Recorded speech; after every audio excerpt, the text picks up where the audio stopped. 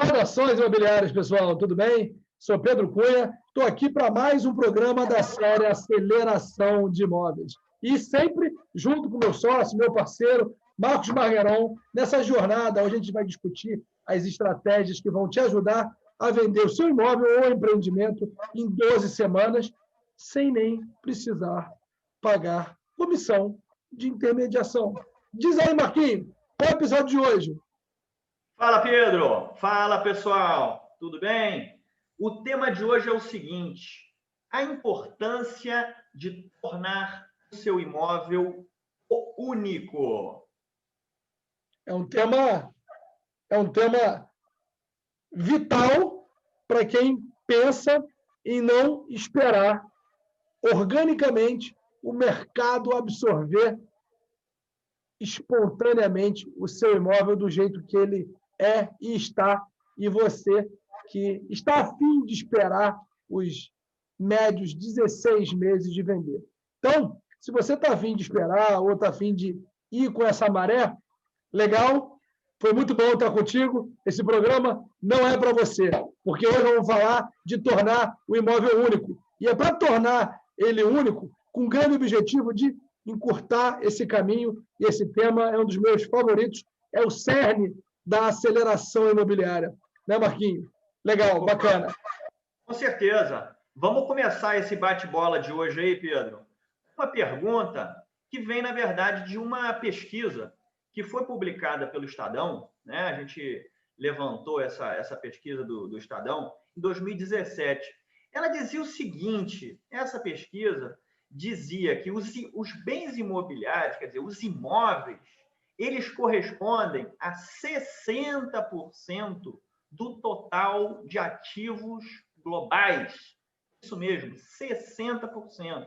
É a maior classe mundial de ativos. E outros ativos que têm uma representatividade menor são classificados como commodities, né? Como matérias-primas. Poxa, a primeira pergunta que eu te faço, Pedro, hoje é, por que os imóveis com uma representatividade tão grande como essa, por que eles não são vistos como commodities? Ou seja, por que eles não são precificados, por exemplo, por metro quadrado? Por que não pode ser visto como commodities esses imóveis? Marquinhos, excelente colocação.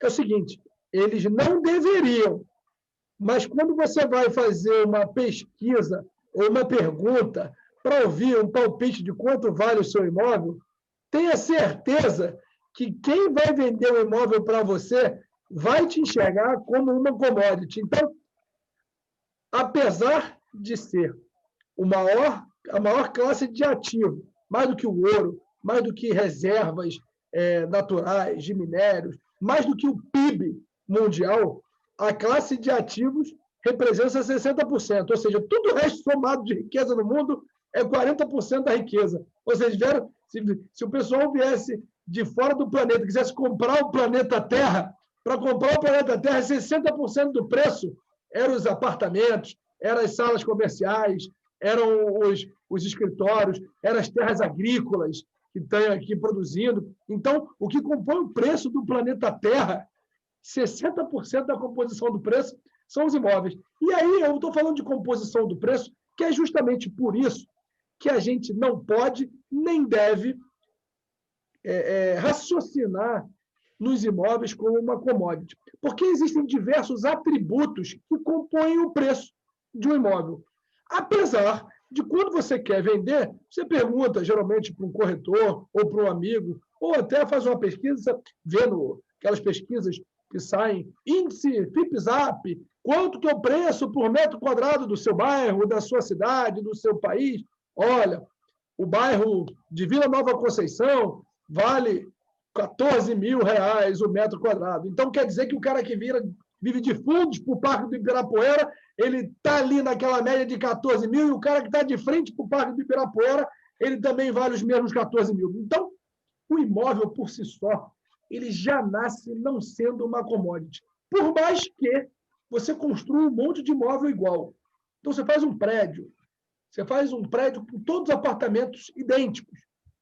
Olha, O andar de cima tende a valer mais do que o andar de baixo, porque a vista que ele alcança é uma vista que vai tornando cada vez mais única. Por que eu quero dizer como única? E vou usar muito essa palavra única.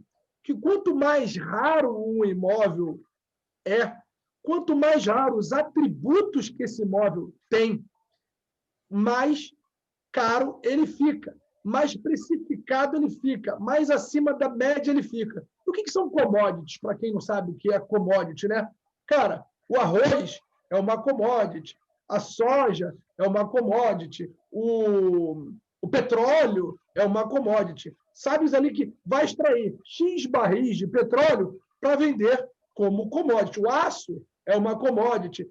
Só que é o seguinte, como se diferencia commodity? Você fala, cara, se eu tenho aqui um atributo, um carro, vamos lá, um carro, você comprar um Corolla 2021, saiba que na linha de produção devem ter produzido milhões ou milhares de Corollas 2020 com a mesma cor que o Corolla que você está comprando. Então, tudo leva a que tenha o mesmo preço.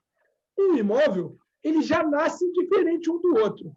Então, você, como dono, você já deve saber, assim como você comprou um dia seu imóvel, que ele é diferente do seu vizinho, do vizinho de cima, do vizinho de baixo ou do prédio do lado, ao ponto até de você ter escolhido por ele. Então, a composição do valor do imóvel, ele é muito variável. Só que é o seguinte, e aí é que a gente vai colocar, e eu te devolvo esse questionamento, Marquinhos, que é o seguinte, você acha que são só através de atributos físicos que se colocam preço no imóvel? Qual é a planta, qual é o tamanho, qual é o acabamento, qual é a disposição, quantos quartos, ou que andar fica, se tem ou não tem segurança no prédio. Então, esses atributos, se tem elevador ou não tem, você acha que são só atributos físicos que compõem o preço de um imóvel? Eu te devolvo essa pergunta. Olha, boa pergunta. Estou aqui pensando.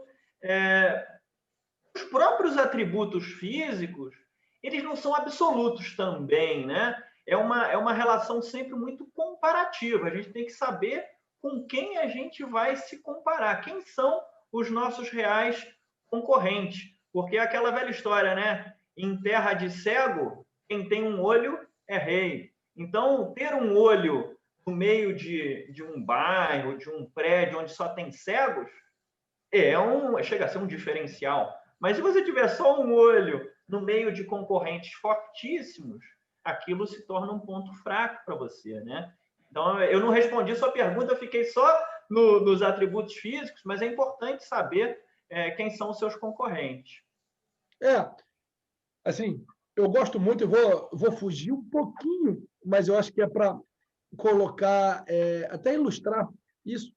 Assim como numa disputa, todos sabem que eu sou apaixonado por cavalo, né? Aqui atrás de mim, aqui é tudo escultura de cavalo. Minha segunda paixão, depois dos imóveis, são os cavalos, né? Então, quando a gente leva um cavalo para disputar, a gente tem a disputa que a gente chama de morfologia. A disputa de morfologia é o seguinte, o quão próximo da perfeição do protótipo que uma raça de um cavalo define que aquele cavalo que está sendo exposto se aproxima. Então, você bota lá, só que é o seguinte, se ele disputasse só com ele mesmo e com a silhueta na parede, você ia dar lá, esse aqui é nota 8,3, esse aqui é nota 8,6, perto da perfeição. Porém, a disputa, ela é sempre relativa. E nós vamos falar muito sobre isso. Ela não é absoluta. Então, você pode até ter um cavalo ruim, que se seus competidores tiverem atributos piores do que o seu, basta você ter algo a mais que ele, que você já ganha a medalha de ouro. Então, a medalha de ouro não é para saber quem chega perto do protótipo. Usando uma outra associação, aquela piada, né? Que estão duas pessoas no safari, quando, de repente, vê um leão. E aí, pô, é um japonês e um americano, e o japonês, na mesma hora, tirou da mochila um sapato, causou um sapato de corrida aqui, e o americano falou assim, japonês, o que adianta esse sapato de corrida, o leão vai pegar a gente. Ele falou assim, não, eu não preciso correr mais que o leão, eu preciso só correr mais que você. Isso Então, aí. essa relação, essa brincadeira, essa competição é que acontece nos imóveis. Não tem ninguém aqui querendo que o seu imóvel seja o mais perfeito ou blindado de todo protótipo do imóvel ideal, dos sonhos de qualquer uma. Ele só precisa ser melhor que o seu concorrente. Ele só precisa ser diferente que o seu concorrente, tendo atributos que o tornam mais raro do que o seu concorrente. E o seu concorrente, ele pode não ser aquele que você almeja. Olha, pô, eu estou aqui num bairro da periferia, voltado para uma classe média econômica. Um imóvel de luxo, não importa o atributo dele, não importa o quão perfeito ele seja, você só precisa ser melhor do que o seu vizinho. Você só precisa estar ali naquele campo de batalha sendo melhor do que ele. E é isso que você foge da commodity, porque se você, voltando ao tema da commodity, se você perguntar para algum agente imobiliário quanto vale um imóvel nesse condomínio, nessa periferia, ele vai falar assim, ó, aí é R$ 5.000 o metro quadrado. Espera aí, mas o meu tem isso, que nenhum outro desse aqui tem. É o único que, né? É aquela conversa, né? Exatamente. Então, respondendo dessa forma que a gente enriquece o tema. Legal. E tem essa história também que a gente ouve muito, né? Quando está conversando com alguém que quer vender o apartamento, e ele pergunta, qual é o diferencial do seu apartamento? Ele fala, meu apartamento tem piscina. Aí pergunta, e o do teu vizinho? Tem piscina? Tem também. Poxa, então, desculpa, não é um diferencial, né? Então, essas são questões importantes também. Saber e conhecer, como você disse, o que deve ser um diferencial. Mas qual é o impacto dessa unicidade, né, de ser único, ou de ter esse diferencial? O que se impacta nesse momento tão difícil que é o momento da venda? A gente falou no primeiro episódio, né, que a jornada da venda é mais difícil que a jornada da compra. Em que impacta o imóvel ser único na venda do imóvel?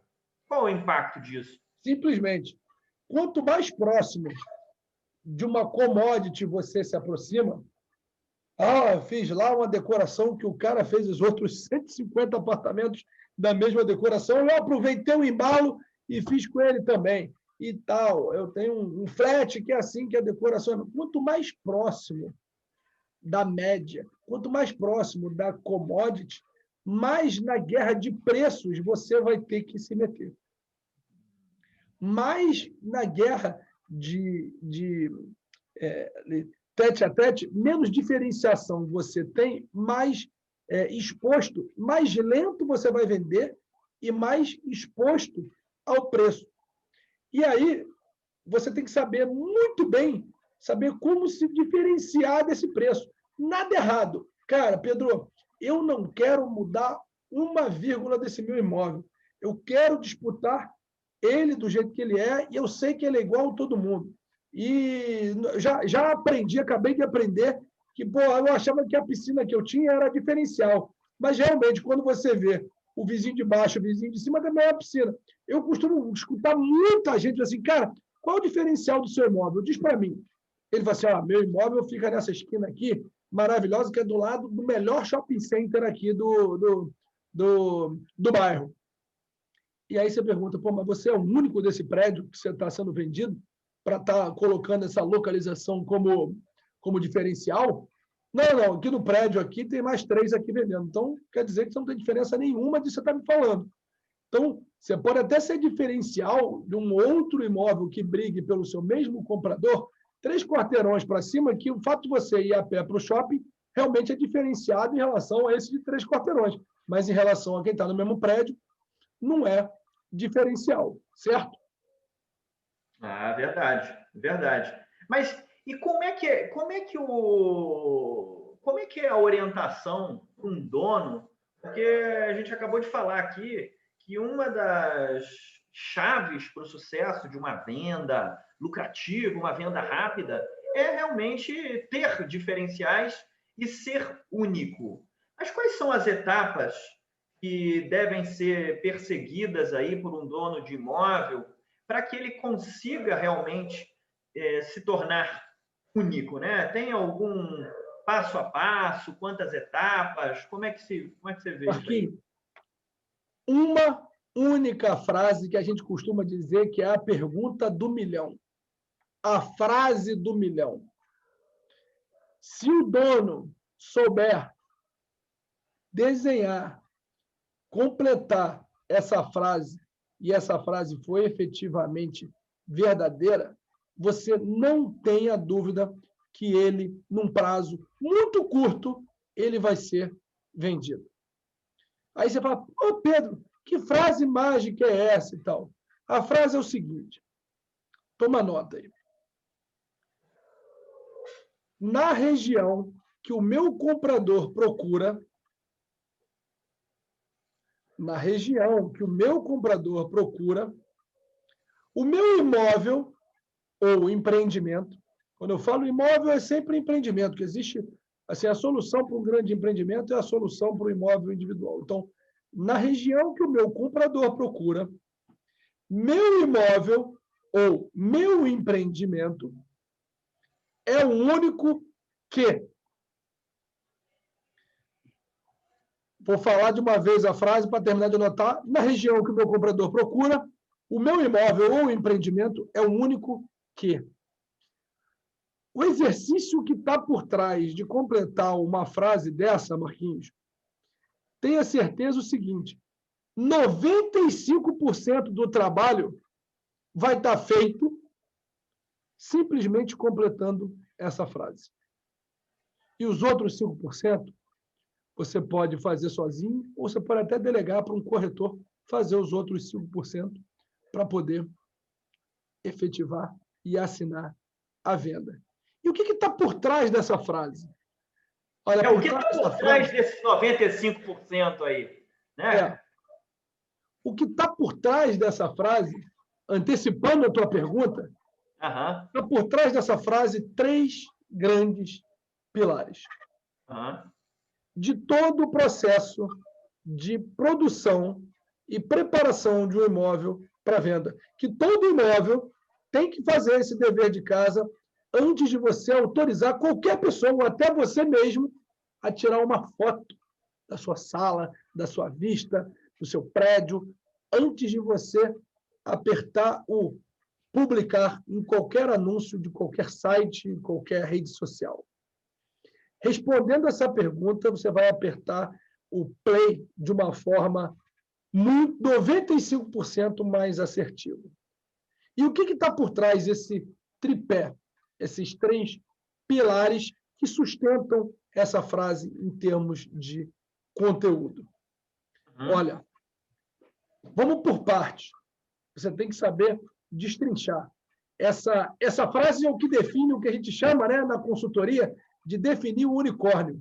Quando eu pergunto para todo mundo assim, vende para mim, faz uma proposta irrecusável de eu comprar o seu imóvel. Mostra para mim o seu unicórnio. Assim, que porra é essa de unicórnio, Pedro? Que coisa meio esquisita esse negócio. Unicórnio porque ele precisa ser único. Assim como as empresas, essas empresas que valem $1 bilhão, que são avaliadas em $1 bilhão, são os unicórnios, né? Aqui no Brasil a gente tem algumas, né? Easy Taxi, o Quinto Andar, do próprio mercado imobiliário, né? Esses grandes cases dessas grandes startups viraram grandes unicórnios, né? No mercado imobiliário a gente tem esse mesmo jargão. Na consultoria, o imóvel precisa se tornar um unicórnio. E sendo um unicórnio daquela região, ele vai ser disputado pelo seu comprador. Mas vamos pelos 3 pilares lá. O que compõe, o que está por trás de preencher essa frase? Primeiro, logo na primeira expressão, na região. O que está por trás da região tem uma definição no planejamento estratégico imobiliário muito clara que a gente define, que é o seguinte, a definição do campo de batalha. Então, o primeiro grande pilar... O perímetro ali da batalha, o escopo, né? Não só o perímetro e o escopo, mas contra quem eu estou brigando. Então, se você tem um imóvel ali, esse imóvel, não adianta você achar que tende a ficar igual ou que pode disputar, se você disputar com um local mais valorizado e puder ser comparado com um local até de imóveis melhores, pô, não resta dúvida. É bom. Agora, é verdade que não é só geográfico, né, Pedro? Não é só geográfico. Pode ser que o bairro ao lado ou a própria macro-região seja concorrente.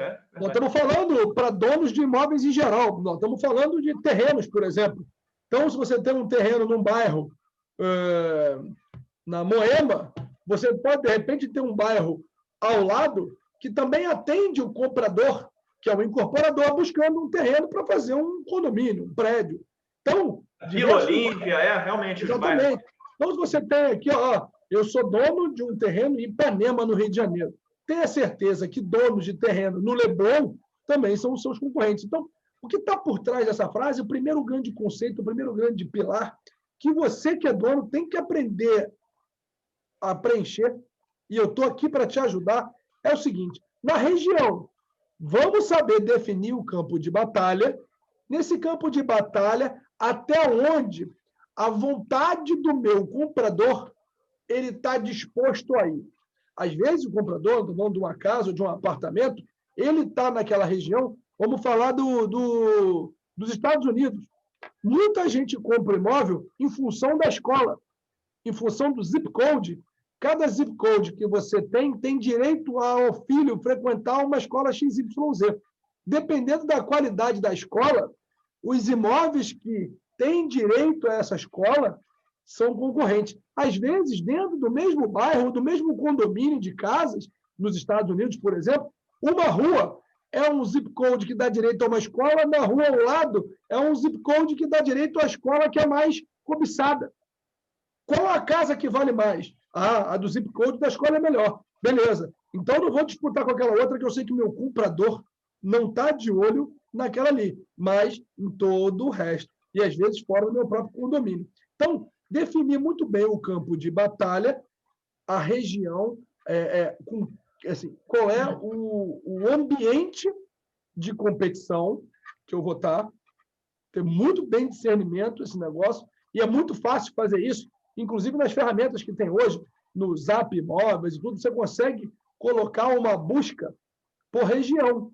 E se imaginando o comprador, você consegue ver também quais são os seus concorrentes, seja no próprio prédio, ou seja no prédio do lado, seja no condomínio do lado, seja no zip code que tem direito à mesma escola, ou a mesma região de expansão de uma cidade, Zona Sul, Zona Leste, de um terreno que possa atender um comprador. Um comprador, seja ele um empreendedor. E me fez pensar numa coisa, eu estava conversando esse fim de semana com um amigo sobre essas avaliações de concorrentes, né? E nos outros setores da economia, por exemplo, na siderurgia, poxa, se tem a siderurgia XPTO, para ela avaliar os atributos, os diferenciais de um concorrente, o cara tem que fazer um estudo, mas quase uma espionagem industrial, né? O que no mercado imobiliário é algo muito mais simples. Hoje em dia, você fazendo uma pesquisa no Zap, você tem 30 fotos, você tem a localização, você tem o georreferenciamento, tudo isso ajuda muito a fazer esse trabalho, não é mesmo? O que é realmente um fator limitante para você conseguir informação do teu inimigo em determinados setores, no mercado imobiliário, como está todo mundo na vitrine, todo mundo que está disputando com você está à venda, cara, é muito fácil você conseguir essa informação. Então, indo para o lado da siderurgia, é como se o seguinte, cara, vamos montar uma siderúrgica, deixa eu ver quem são meus concorrentes. É como se todos os seus concorrentes tivessem com portfólios de venda ou de abertura de capital mostrando toda a estratégia para fora para conseguir ser ofertada ou vendida, para você conseguir o seguinte, cara, deixa eu ver quais são os pontos fortes e fracos desse cara.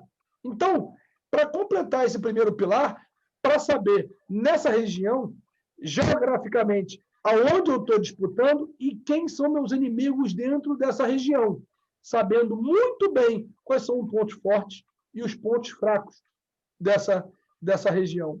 Tá? Esse é o primeiro grande pilar, o campo de batalha. O campo de batalha é essencial.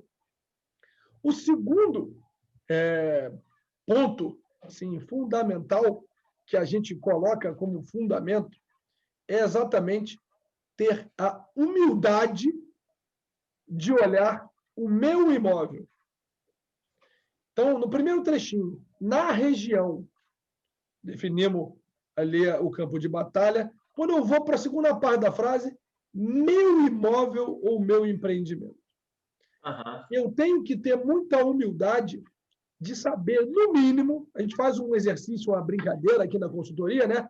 Então, assim, lista comigo 5 pontos fortes e 5 pontos fracos do seu imóvel. E aí, quando alguém lista 5 pontos fortes, coloca localização, a gente falou, para. Localização é diferencial em relação a quem está disputando contigo? Não parece, né? Então, tira a localização. Então, vamos ver o que é realmente ponto forte. E agora vamos para o ponto fraco. Não é fácil responder isso, não. Parece simples, mas não é fácil, não. Outro dia eu estava conversando com o dono de um imóvel e que, por acaso, era um imóvel que eu, quando era um gerente comercial da empresa que lançou o prédio, construiu o prédio, era um dos carros do sapato que eu tinha para vender. E eu sabia exatamente o porquê que aquele imóvel não vendia. Bom, era um imóvel duplex. Alguns detalhes da planta, né?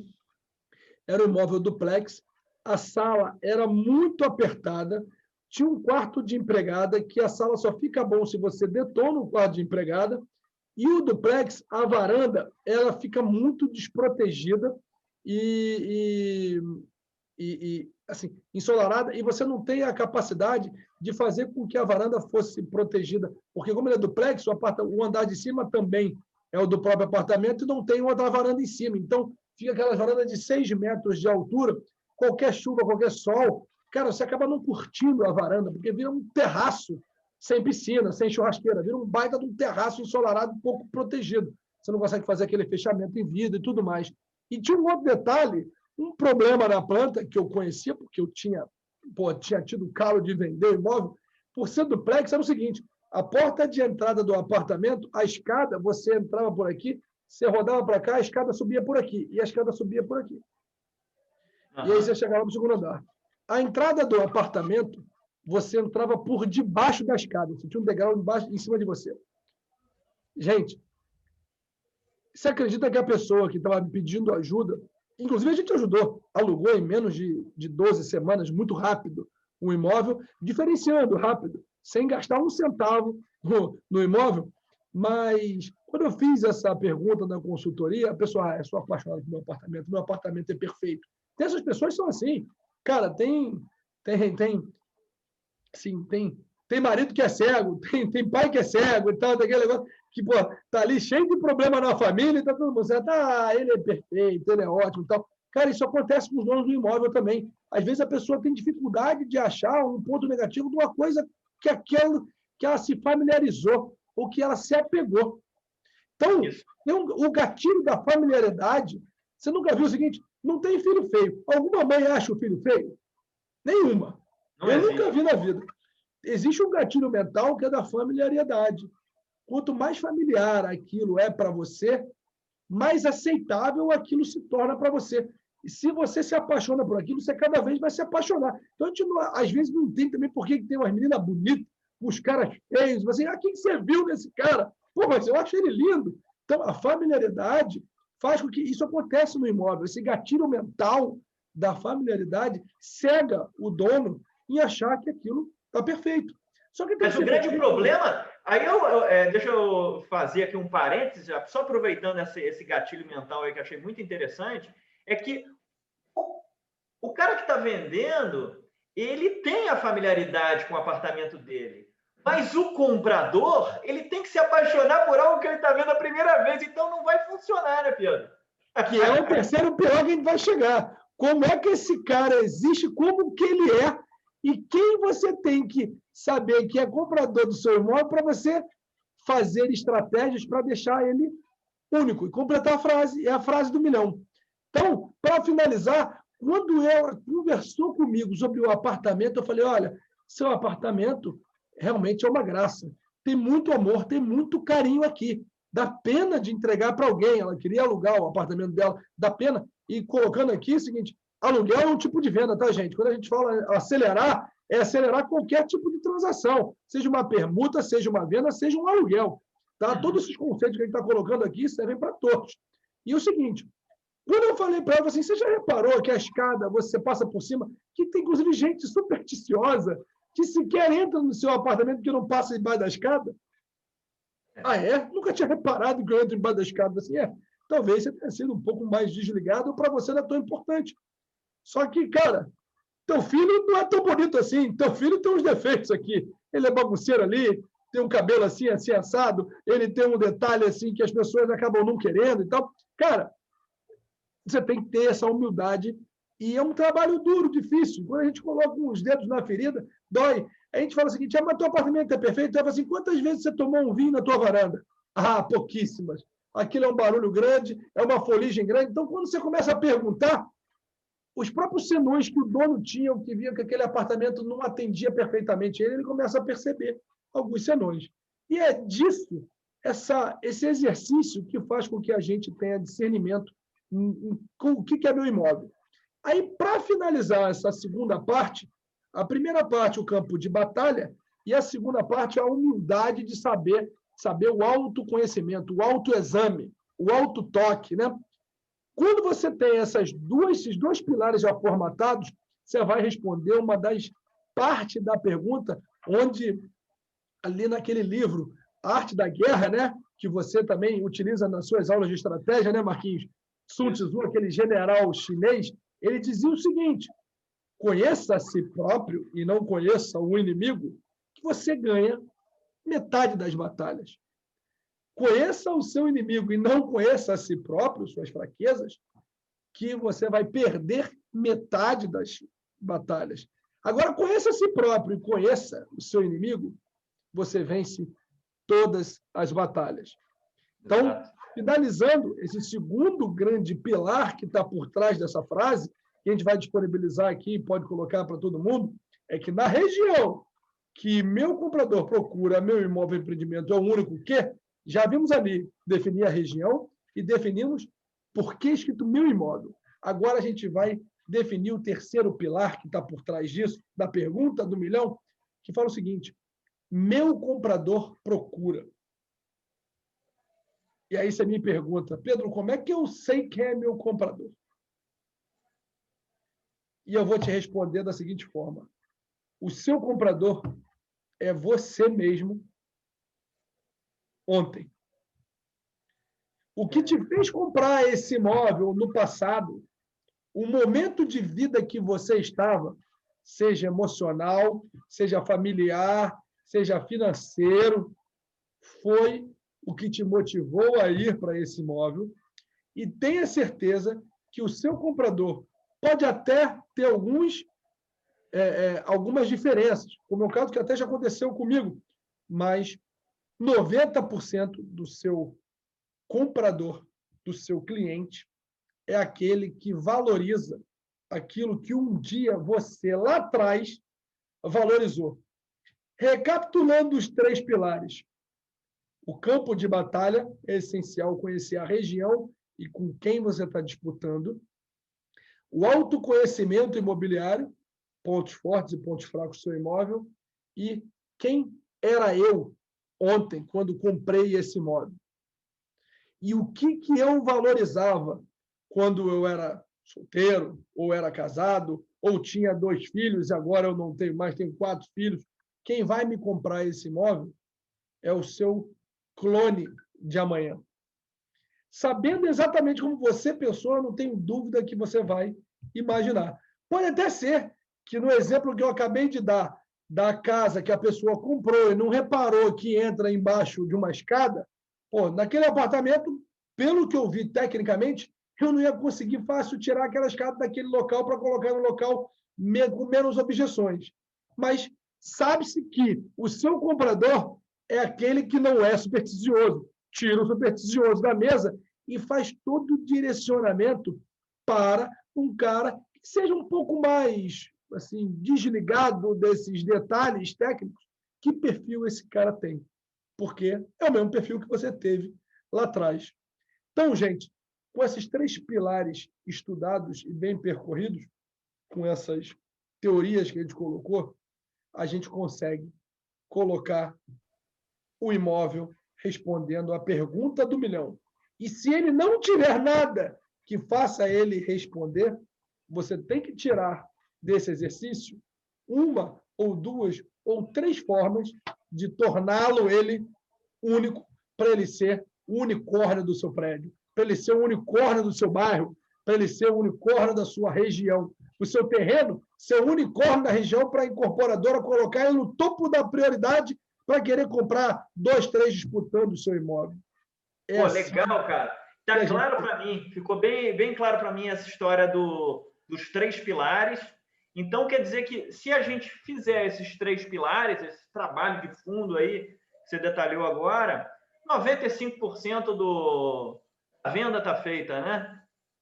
Por isso que a gente costuma fazer e falar uma frase e que os próprios corretores agradecem quando a gente coloca isso, porque nenhum corretor saiba o seguinte: nenhum corretor fica motivado por você oferecer a comissão para ele.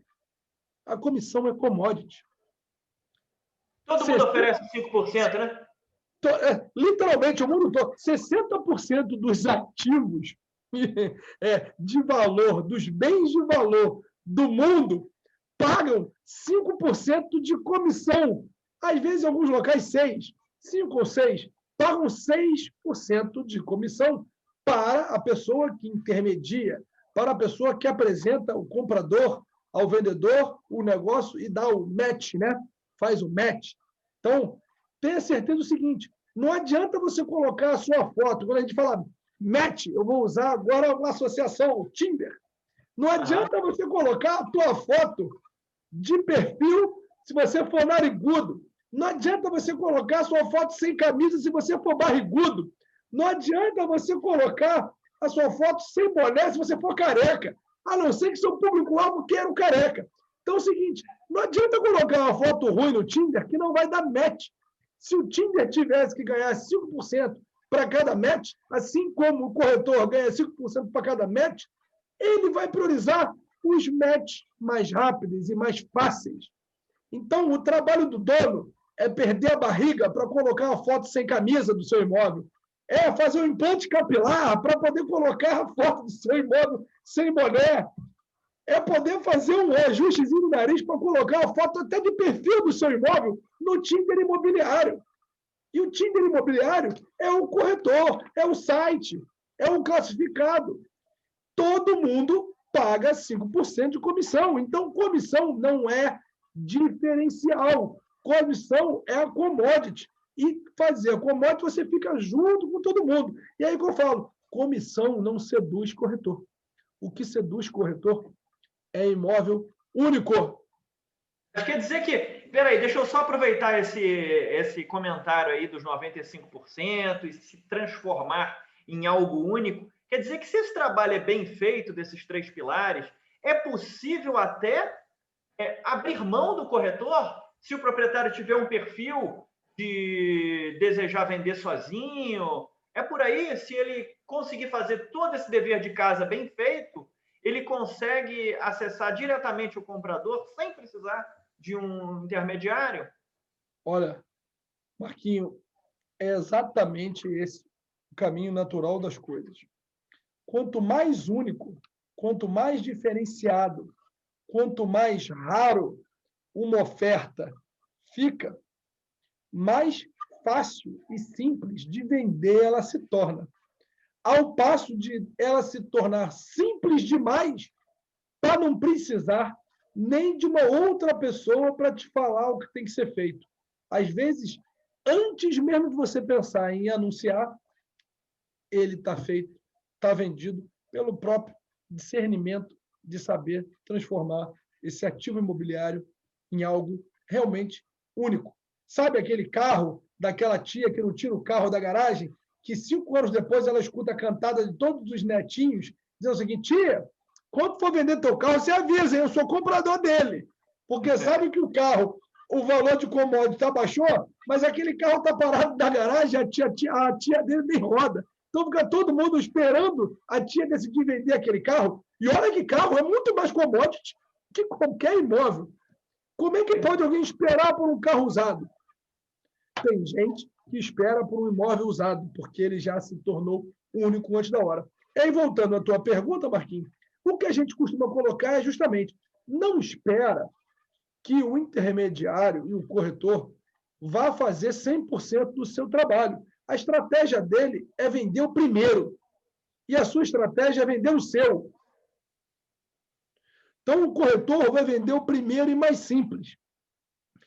E a sua é querer vender o seu. Como que você torna para vender o seu? Fazendo 95% do trabalho. Não é à toa que ele ganha 5%. Então, 95% do trabalho é do dono. Ou, se você tiver um filho, um empregado, alguém que sinta a mesma dor do dono, ou até o próprio corretor. Nos Estados Unidos, existe o corretor do vendedor, que é um ente exclusivo, que ele, para ter autorização para vender o imóvel de alguém, ele passa numa triagem, quase que uma concorrência, entre o seguinte, cara, eu vou pegar seu imóvel, vou fazer isso, ele para mim é prioridade, eu não vou ofertar imóveis concorrentes, ele para mim ele é único, e ele tem que ser o único a ser ofertado desse tipo. Então, a desintermediação, a cada vez que você torna o imóvel mais único, mais desintermediável o imóvel se torna. Se torna quase que uma opção, né?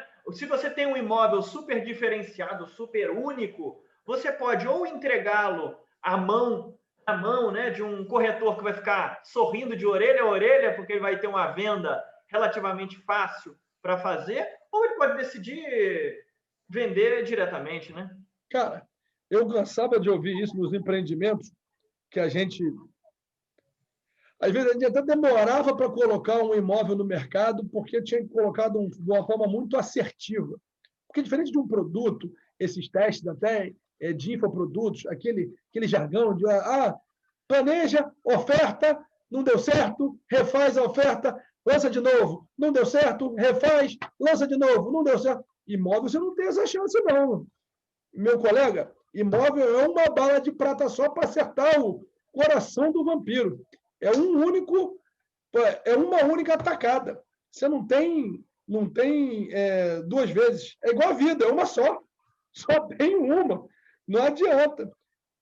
Outras coisas, assim, lancei um modelo de carro, não deu certo, ano que vem eu faço um design um pouquinho diferente, dou uma ajustada ali, dou uma ajustada aqui. Imóvel é aquele. Então, eu cansava de ouvir alguns corretores que eram força de venda de empreendimentos que a gente lançava, assim, cara, estou esperando aquele empreendimento que o Pedro está desenvolvendo, porque eu sei que ele não vai colocar na nossa mesa encrenca para a gente vender. E hoje, nos supermercados imobiliários, nos sites, em todas as ofertas, o que tem tudo lá é encrenca para vender. E a única forma que o corretor, no final das contas, nos últimos 5%, o corretor está no final da ponta. Quanto mais único você se torna, mais independente dele você se torna. Mas, à medida que você se torna cada vez mais commodity dentro da imobiliária dele, quanto mais dentro do universo, você só vai ouvir um feedback para tornar ele cada vez único. Sabe qual é o feedback que você vai ouvir para tornar ele de alguma forma única? Qual que é? Baixa o preço abaixo de todo mundo, que ele vai ser o único naquele valor por metro quadrado. Então, ele vai ser o primeiro a ser vendido. É por isso que ele fala abaixo o preço.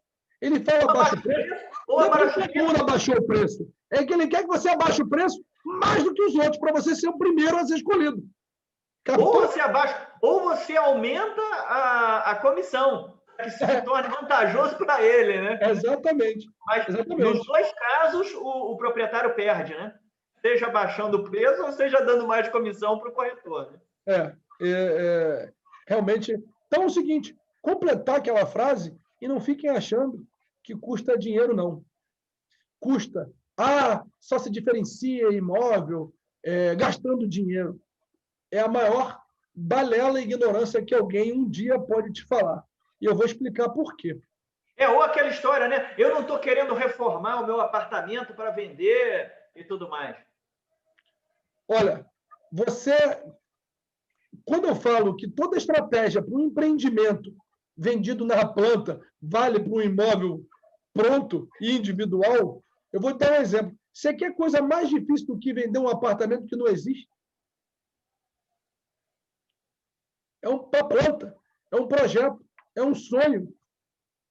Cara, se existe uma coisa já construída, é muito mais fácil esse sonho ficar perto da realidade. Você só tem que saber se essa realidade está sendo um senão ou se essa realidade está indo para um lado melhor. Você só tem que pegar essa realidade e mostrar qual é o sonho dele. Não adianta falar que essa realidade é ladeira abaixo. Essa realidade é pior do que o imóvel em planta. Não é.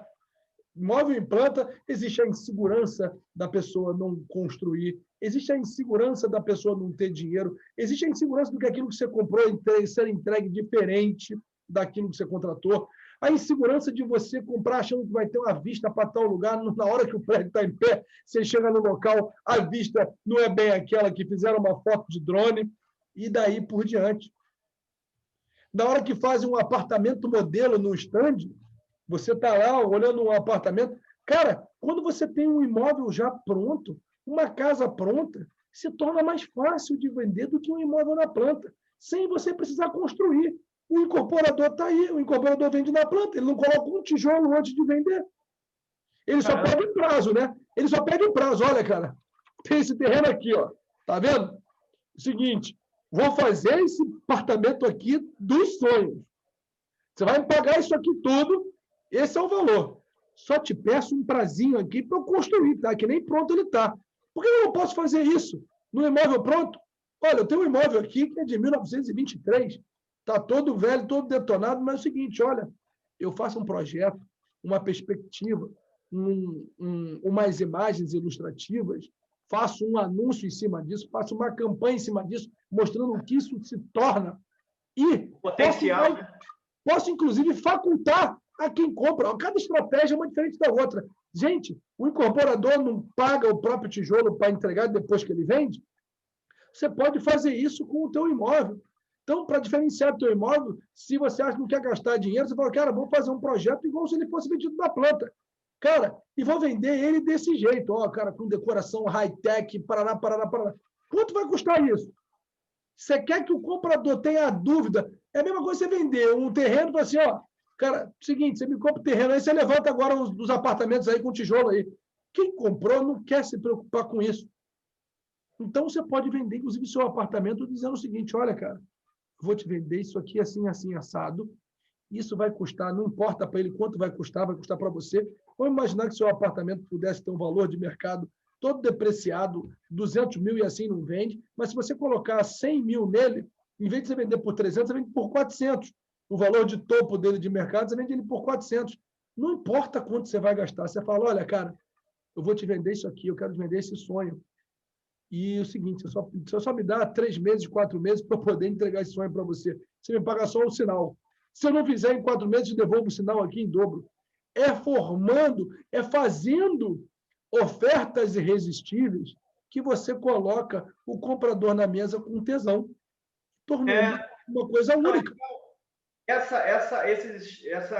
Esses argumentos que você usou agora, nesses últimos minutos, foram argumentos muito sobre o lançamento, né? Porque essa visão de lançamento, ela vem muito do mercado imobiliário, mas vem muito de grandes empreendimentos, né? Você que foi aí diretor de Gafisa, Queiroz Galvão, João Forte, está acostumado a pilotar e a conhecer esses gatilhos de lançamentos imobiliários.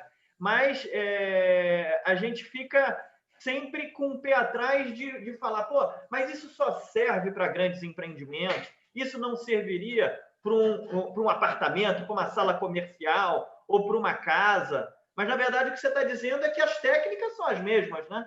Olha, não só as mesmas, como eu tenho cases para colocar na mesa do mesmo empreendimento, como um dia esse empreendimento virou um case, ao ponto de ser vendido, diferenciado de todo o resto do mercado, ao ponto de ser vendido 100% de 324 unidades em 4 horas, tinha gente na fila para comprar, com preço 20% mais caro do que o mercado, é um episódio aqui, é um caso para um próximo episódio, né, Marquinhos? A gente vai falar ainda sobre esse empreendimento, de como a gente extrai ideias daquele lançamento para poder botar na prática para empreendimentos, para empreendedores, para donos de empresas, para executivos de empresas fazerem igual nas suas empresas, mas também para os donos de imóveis avulsos utilizarem as mesmas estratégias para colocar. Porque exemplo desse empreendimento, esse empreendimento com 324 unidades, tinham 3 tipos de apartamento. 324 unidades dividido por 3, 108 apartamentos do mesmo tipo. Ele se diferenciou como um empreendimento e vendeu mais que todo mundo. Vendeu para o comprador final. Depois que ele ficou pronto e começou o mercado secundário a rodar, eu sou também um investidor. Eu tenho esse defeito. Tudo que eu faço, eu tenho pena de vender, porque eu gosto. E eu acabo comprando. E aí, os empreendimentos que eu desenvolvo, eu acabo virando investidor em algumas unidades. E aí eu vi na pele como é sair de uma commodity de 108 apartamentos, porque eu comprei um dos apartamentos que era uma das tipologias, eram apartamentos baixinhos, de apartamento térreo, apartamento garden, né, que tinha um jardim, tudo que foi um diferencial na época monstruoso, um apartamento tradicional no segundo andar, e no terceiro andar uma cobertura duplex cheio de atributos, cheio de novidades, com elevador que subia em cima, área íntima dividida da área social. Bom, cara, uma coisa que rompeu o mercado. Só que depois de pronto, 3 anos, 4 anos, no último ano, eu me deparei com uma situação que, na hora de alugar pelo terceiro inquilino, que eu não tinha mais do que 2 meses do apartamento vazio, na hora de alugar, eu olhei em volta, eu tinha das 108 unidades, uma era minha, eu tinha 107 imóveis idênticos ao meu. Você se tornou uma commodity. Me tornando uma commodity. Cara, como é que é possível fazer a mesma estratégia que eu fiz para o empreendimento, fazer para a unidade individual? E fizemos. E alugamos 45% mais caro do que o aluguel de 2 meses anterior. E esse case é uma coisa que a gente vai falar, com certeza, em outros episódios, senão a gente vai estourar o tempo aqui e não vai conseguir fechar com chave de ouro esse nosso episódio. Eu posso colocar uma frase aqui para a gente ficar de lembrança, dizendo o seguinte, que o seu imóvel, para se destacar, para se diferenciar, o imóvel não precisa de reforma. Ele precisa de estratégia para se destacar da concorrência. Só assim ele vai ser único e preencher aquela frase que a gente pode repetir quantas vezes quiser, a frase para tornar o imóvel o unicórnio dele. Show de bola, Pedro. Pô, conversa boa, como sempre. E, tá anotada essa história aí. Eu conheço bem, porque mais que sócio, nós somos amigos. Conheço do que você está falando aí, dessa cobertura, desse empreendimento que você desenvolveu. Pô, para mim, isso aí justifica um episódio só para falar disso, se a gente conseguir, hein? Vamos guardar isso aí. Legal o seguinte, cara, para todo mundo que está ouvindo esse nosso episódio, esse nosso papo, essas nossas estratégias que estão aqui para ajudar todo mundo a encurtar o caminho da venda, daquela dor que é imprevisibilidade de alugar ou de vender um terreno, um empreendimento, um imóvel, qualquer que seja, de um colchonete debaixo da ponte até um palacete na Índia, no Taj Mahal, como é que a gente faz para transformar um imóvel no objeto de desejo? Como é que a gente faz para ser o primeiro da fila a ser vendido? Essa é a grande ciência. E é para aqui que a gente está, e é para isso que a gente está. Então, cara, se você gostou, e tem sugestões também, né, Marquinhos? Se o pessoal aí está ouvindo a gente, tem sugestões para novos temas, coloca aqui no comentário aqui embaixo, aqui, que cada tema que vocês colocarem para a gente vai percorrer, tirando dúvidas e colocando conceitos que são disruptivos, inovadores, provocativos, que vai fazer todo mundo da cadeia alimentar, daquele mecanismo do mercado imobiliário, sair um pouco da sua zona de conforto para ver isso sendo cada vez vendido e realizado mais rápido e com mais valor agregado. Entendeu? Com certeza. Maravilha, Vitor. Esse é o nosso objetivo.